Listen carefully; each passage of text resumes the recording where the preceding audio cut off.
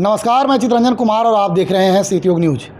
देखिए, औरंगाबाद की पुलिस इन दिनों काफ़ी सक्रिय है और घटना के कारित होने के बाद उस घटना का सफल उद्भेदन भी कर रही है।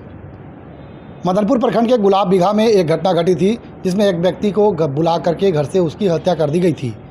मामले को लेकर के पुलिस ने टीम गठित किया और गठित टीम के द्वारा सफल उद्भेदन करते हुए 5 लोगों को गिरफ्तार कर जेल भेज दिया गया।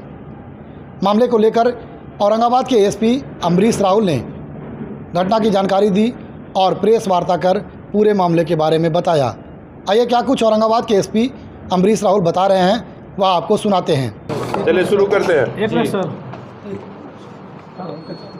19 मार्च को मदनपुर थाना प्रभारी को पास कुछ लोग आए और उनके द्वारा बताया गया कि उनके पिताजी को 13 तारीख से उनके पिताजी नहीं मिल रहे हैं। 13 तारीख अगजा का दिन था। अगजा के दिन से उसके पिताजी नहीं मिल रहे हैं और उसके द्वारा संभावना व्यक्त की गई कि किसी के द्वारा उनकी हत्या कर दी गई है।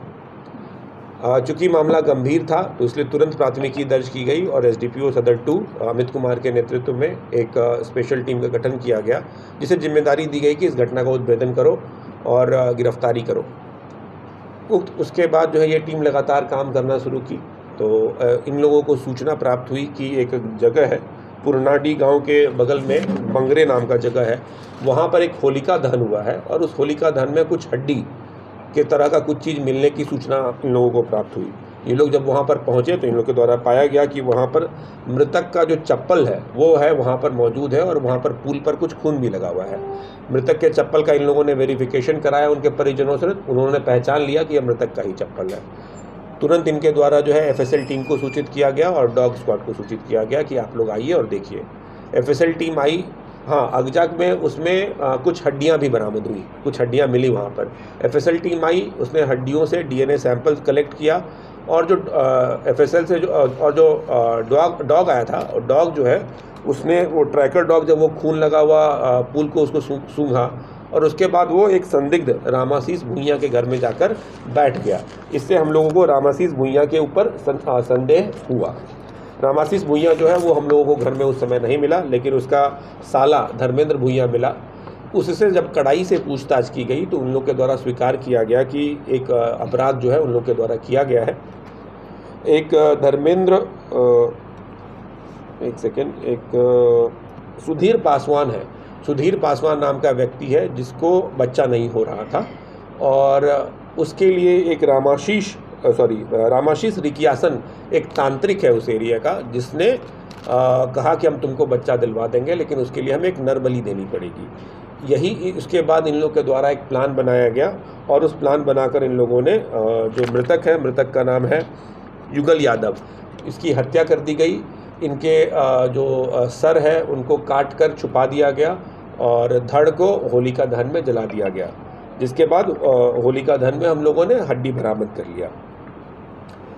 सर बरामद अभियुक्तों को जब हमने पकड़ा तो उनसे पूछताछ की गई तो उनके द्वारा बताया गया कि सर जो है इस जगह पर हमने गाड़ के रखा हुआ है। जब हम लोग वहाँ पर गए और वहाँ पर हम लोगों ने लगभग 1 फीट तक खोदा लेकिन वहाँ पर हम लोगों को सर नहीं मिला, तो फिर हम लोगों ने डॉग को फिर से बुलाया और फिर जब डॉग वहाँ से घूमना शुरू किया तो मृतक का सर जो है वो गेहूं के खेत में हम लोग को बरामद हुआ है। उसके बाद अब हमें हथियार भी चाहिए था कि किस हथियार से हत्या की गई है, वो भी बरामद नहीं हो पा रहा था। जहाँ से ये लोग बोल रहे थे वहाँ से बरामद नहीं हो पा रहा था।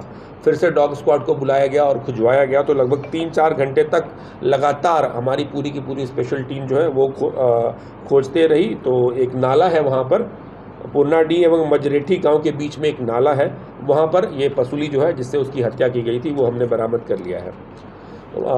डीएनए टेस्टिंग के लिए जो बोन से हम लोगों ने सैंपल कलेक्ट किया था उसको एफएसएल भेज दिया गया है। ई साक्ष्य ऐप है जो कि नया कानून लॉ है, उसमें नया कानून आया हुआ है और उसमें वीडियोग्राफी करानी होती है सभी पीओ की। तो हम लोगों ने ई साक्ष्य ऐप के माध्यम से सभी पीओ की वीडियोग्राफी कराई है और इस तरीके से हम लोगों ने इस घटना का उद्भेदन कर लिया है। इस घटना में कुल 6 लोग शामिल हैं इसमें एक विधि विरुद्ध बालक है और बाकी उसके अलावा 4 लोगों की गिरफ्तारी हो गई है। एक रामाशीष रिकियासन जो हमारा मेन अभियुक्त है, जो तांत्रिक था, वो उसे जब ये पता चला कि पुलिस उसे खोज रही है तो वो फरार हो गया है। उसकी अभी तक गिरफ्तारी नहीं हो पाई है और हम लोग जल्दी उसकी गिरफ्तारी भी कर लेंगे। मैं गिरफ्तार व्यक्तियों का नाम बता देना चाहूँगा। सुधीर पासवान, उम्र 33 वर्ष, ननकू उर्फ संजीत कुमार, उम्र 19 वर्ष, कारू भुइयाँ उर्फ रोशन कुमार, 18 वर्ष, एक विधि विरुद्ध बालक है। उसके अलावा धर्मेंद्र रिकियासन, उम्र 48 वर्ष। इन 5 की गिरफ्तारी से 5 की गिरफ्तारी हो गई है। रामाशीष रिकियासन की गिरफ्तारी बाकी है। इस संबंध में जब हम लोगों ने फर्दर पूछताछ किया है तो एक घटना का और खुलासा हो गया है। पिछले वर्ष आप लोगों को याद होगा, आप लोगों ने कवर भी किया होगा, जुलाई महीने में एक 16 वर्षीय नाबालिग लड़के का सर कटा हुआ लाश जो है वो एक कुएं में बरामद हुआ था। तो इन लोगों के से जब हम लोग पूछताछ कर रहे हैं तो इन लोगों ने अपना अपराध स्वीकार किया है और बताया कि वो घटना भी इनके द्वारा ही की गई थी। उस घटना में और अन्य कौन कौन से लोग शामिल थे, ये जब रामाशीष रिकियासन पकड़ा जाएगा तो उसके स्वीकारोक्ति बयान के आधार पर हमें और उस केस के बारे में और ज़्यादा जानकारी प्राप्त होगी। वो भी नरबली से जुड़ा मामला है सर? अभी तक तो यही लग रहा है। रामाशीष रिकियासन एक बार पकड़ा जाए क्योंकि वो तांत्रिक है। हाँ जी, तो उसका भी नरबली दिया गया था, ऐसा अभी प्रतीत हो रहा है। लेकिन इसमें ज़्यादा क्लियरेंस जो है वो रामाशीष रिकियासन के पकड़ाने के बाद ही हो पाएगा। सर इसमें इन लोग युगल यादव को पकड़ा कहाँ से? युगल यादव उसकी हत्या कैसे किया सर, वो जानना चाहूँगा। मतलब कैसे उसको कैसे ट्रेस किया, क्यों मारा, सिर कहाँ काटा गया था? उसी पुल पे ये जो घटनास्थल है जहाँ पर होलिका दहन किया गया था, होलिका दहन के बगल में एक पुल है जिसके बारे में मैंने आपको बताया, जहाँ पर खून लगा हुआ था।